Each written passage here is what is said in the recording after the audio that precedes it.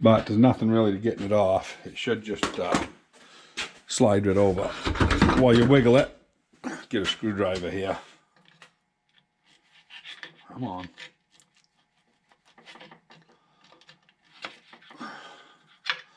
Actually, that's the tightest one I've ever seen. Better to be tight on that than too loose. And of course, the rest of what we got to get into is right here.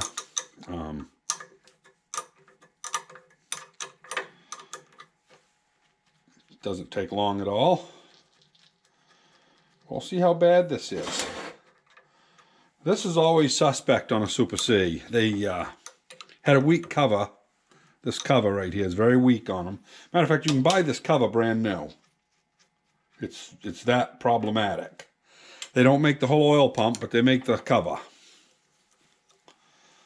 So you still have to use your casting, the bottom stuff. And we'll see here just exactly what we're dealing with. You got to hold this side down over here because there's a spring under it. There we go. We'll see what's in here. Now, the interesting thing is, you can see the dark area where oil's been going by, you know, and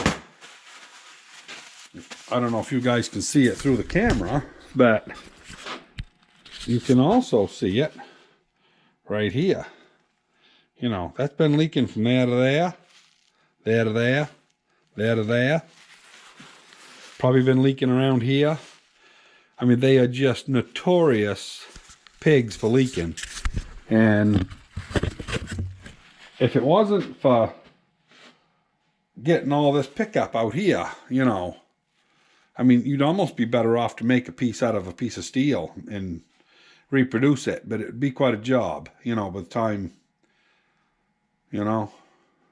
But I don't know why they don't make a heavier one of these. But that is the problem, I would say, or one of my problems. Between that and getting rid of that 1/1000 of clearance, man, them gears look like $1,000,000. Yeah. Oh. Yeah, this one here is pressed on.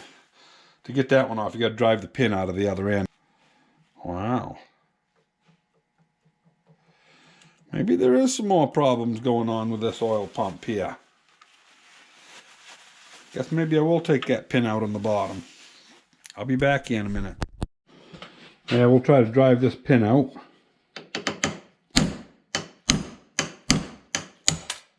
There we go.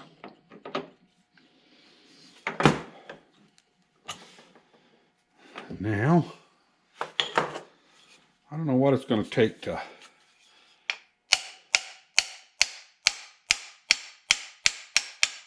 Yeah, it'll come right out. I'm going to clamp this with a couple pieces of wood so I can, you know, get after the shaft. I'll be back. Well, I got this out. It's a good thing I took it apart, which I, you know, I mean, once you start noticing the gears moving on top, you got to take it apart. So this is 475. I don't know if you can see that or not, but it's 1/2 inch shaft. $4.99.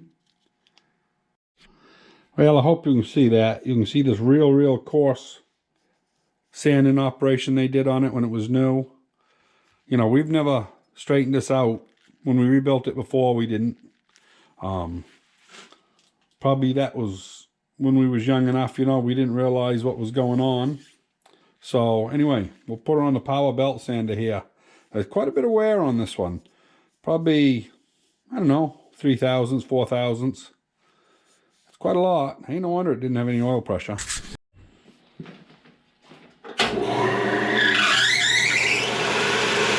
Guess the belt's a little loose.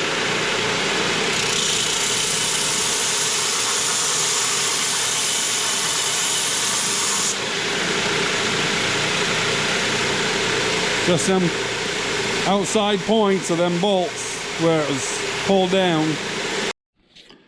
Well, this right here is worn 25/1000. So I got to make a new one. I went out and looked and see if Steiner or anybody had, you know, these things reproduced. They're not. I got lucky. I got looking around up there in my stuff, and I found a Woodruff key. Yeah, I can talk. Woodruff key cutter of the correct size. So I'm all set there. So all I really have to do is turn this shaft. I don't have a piece of 1/2 inch ground stock, so I'm going to have to turn it out of something bigger. So all I really have to do is put this groove for the snap ring and one Woodruff key on that end when I get done, and then a Woodruff key on this end, and then cross drill it. And I may actually do the cross drilling after I press the gear on, and then put it back in the lathe and indicate on it and drill it not on the lathe but on the milling machine, and then drill it in the milling machine. So anyway, I'm going to go and take a piece of either 9/16 or 5/8, whatever I can find, and start whittling it down. Well, I just got done doing a bunch of straight turning. Basically, this here is within a couple tenths of what this size here is, where there's no wear.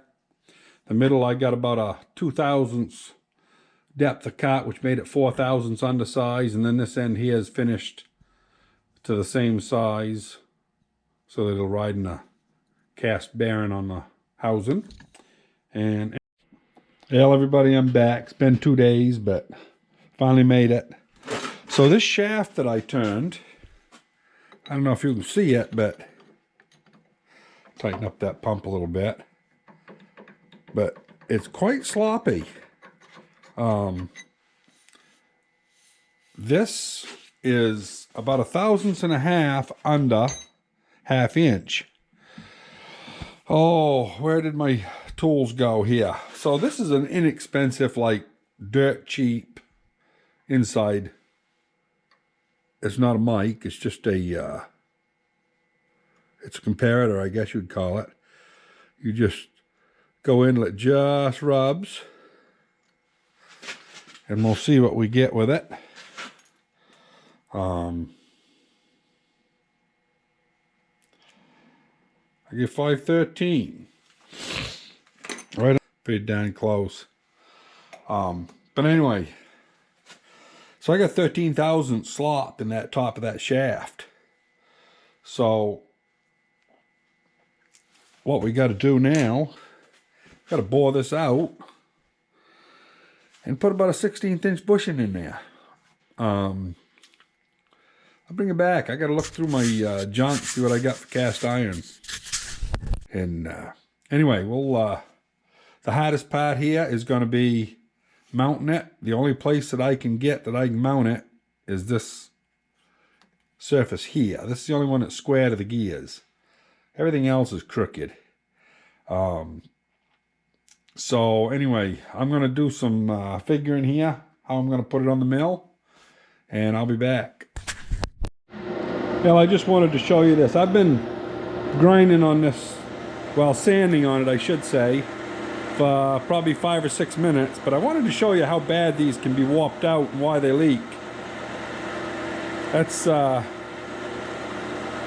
11 thousandths will start, 8 thousandths goes in beyond where the actual gasket goes.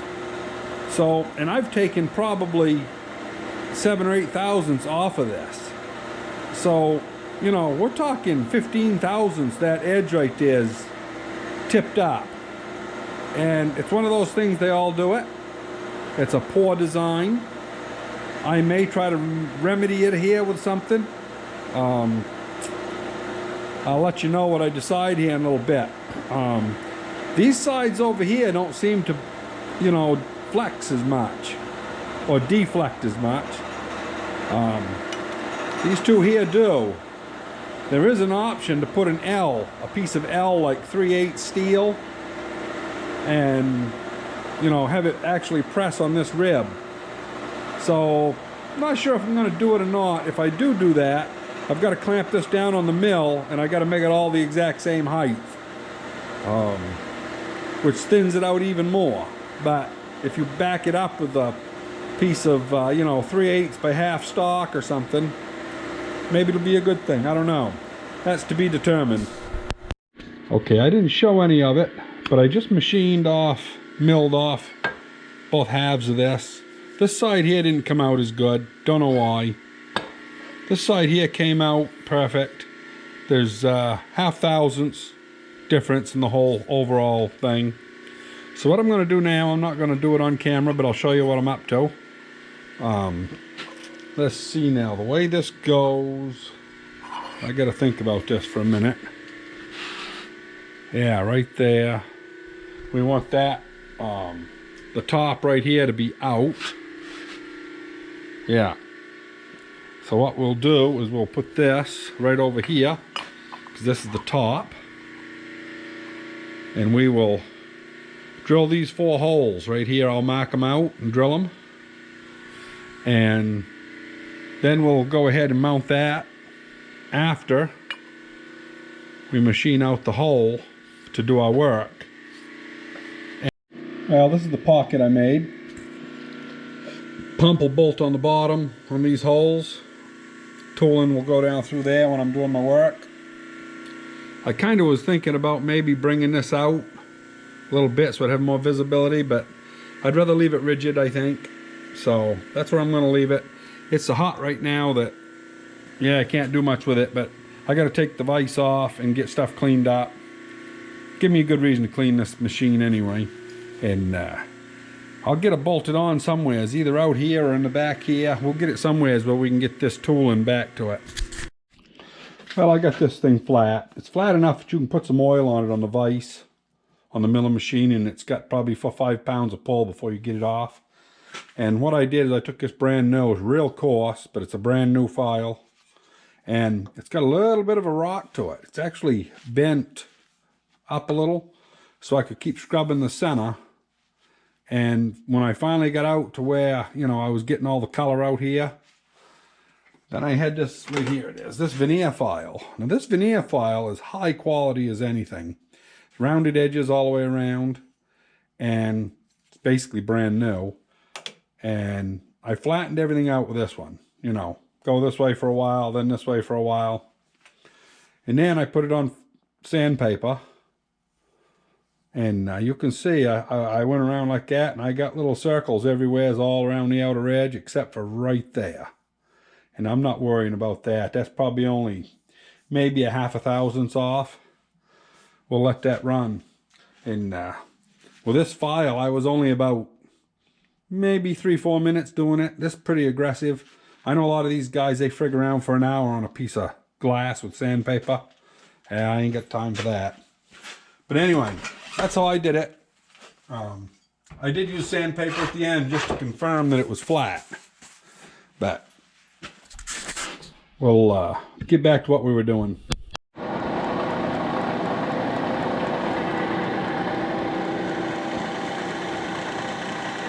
So that's the setup. We'll shut that down for a minute. We had to turn the head, run it out. Pretty straightforward. We're just working out here off the deck. Yeah, I'm going to take this shaft out, set everything to 0, and then I can find my spot again. And I got to go see whether or not I have a boring bar that will be small enough and long enough to go down in there. If I have a boring bar that will fit in there, I'll go that route. If I don't, I'll probably take a long end mill and go in with an end mill. Doesn't really matter, I guess. I've got a reamer that will ream it, so that part of it's taken care of. But anyway, we'll see what we can do here. Should be pretty straightforward.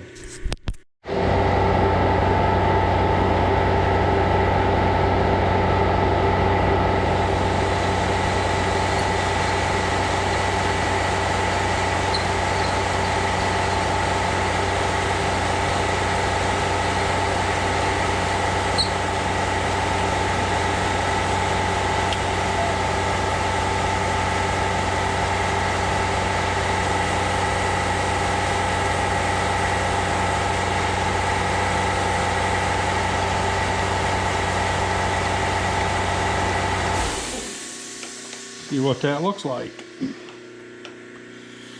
I gotta go down about another, well, ½ inch, I'd say. And this shank has got a flat on one side of it, which I don't like because won't hold your tool exactly straight. But we'll see how bad it wobbles here.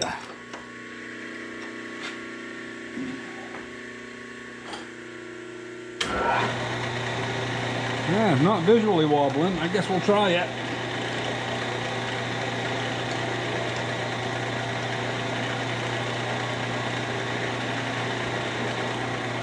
Went too far. Yeah, get it back.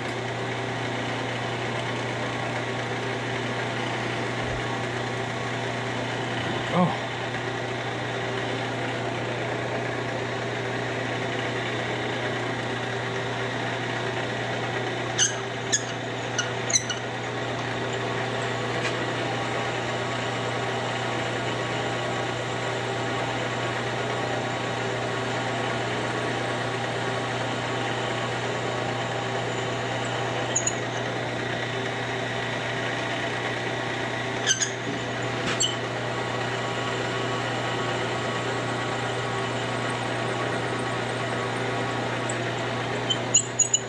I would say I went all the way through. That's good.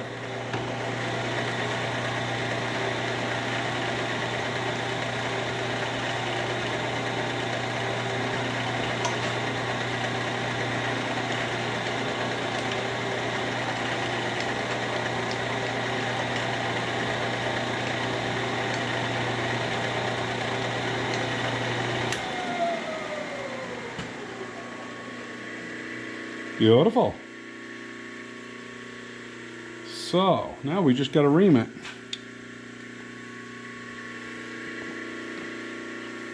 And I don't know whether to use this old dull ream or use a new one. I got to go do some measuring here, see which one I think will work the best. Hell, I'm not going to run that ream down again. I forgot to turn the camera on. But I'm going to go on over right now. I'm not going to video it because it's just cutting this off with a lathe. I'm going to cut it off right below the seal, right there, make it about 1/8 of an inch longer than what I had originally. And I'll just drive it in with a little bit of red Loctite so it's not made to come out again. And I'll bring it back in a little bit.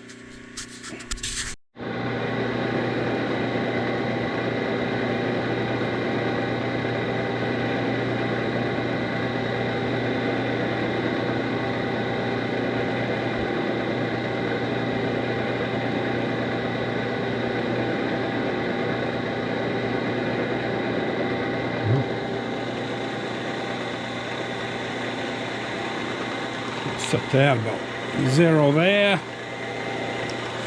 Now we'll try the other way. Oh, wrong way.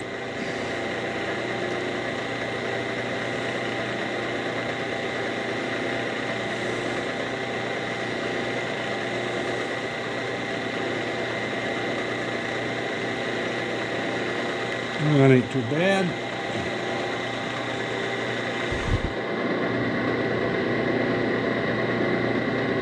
I like that right there. Yeah, that's close enough.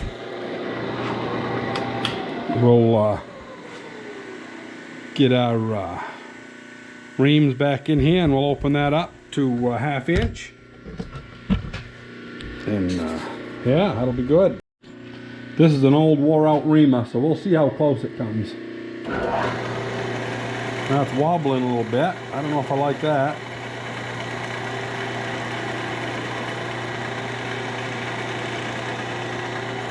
Now it's straightening right out. This is a piloted reamer. It's made for doing exhaust and intake guides in a head.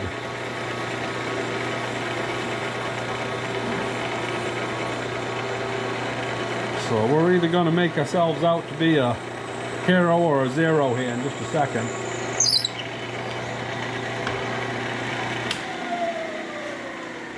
Now is the big test. to see if the shaft will go through.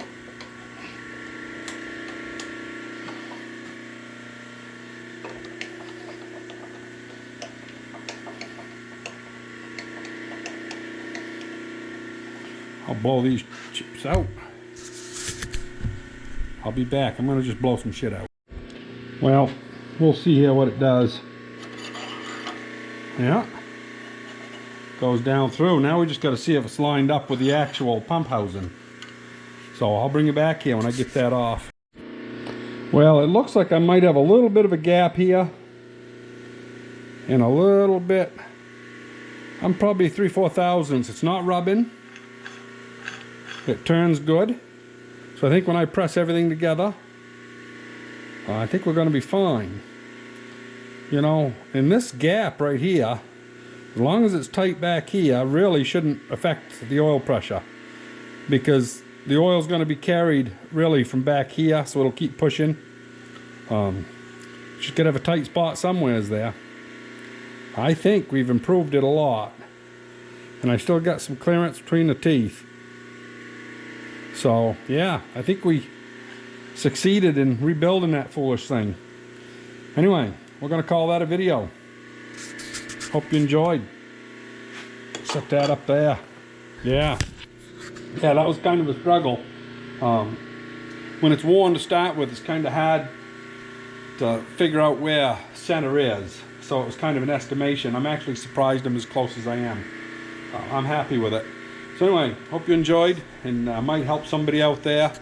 This is kind of a last-ditch effort to save a pump. I didn't want to spend the $60 or $80 for one online and end up having it get here and have it be wore out, because nobody takes them apart. They just pull them out, put them up there to sell them. You don't know what you're buying. So I just soon frig around here, try to fix this one, and at least I know what it is when it goes back in. So I hope you enjoyed. And hit the like button and don't hesitate to subscribe, and we'll see you on the next one.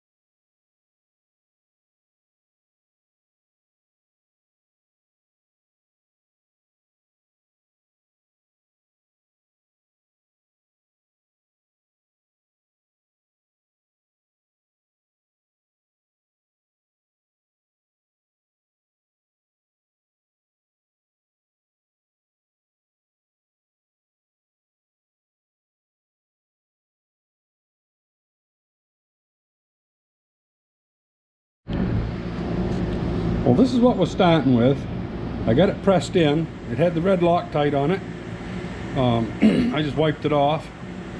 I'm going to go ahead and put a ream down through it, and because I kind of pushed on it hard and it looks oblonged, so I'm going to see if I can't get a center to indicate off.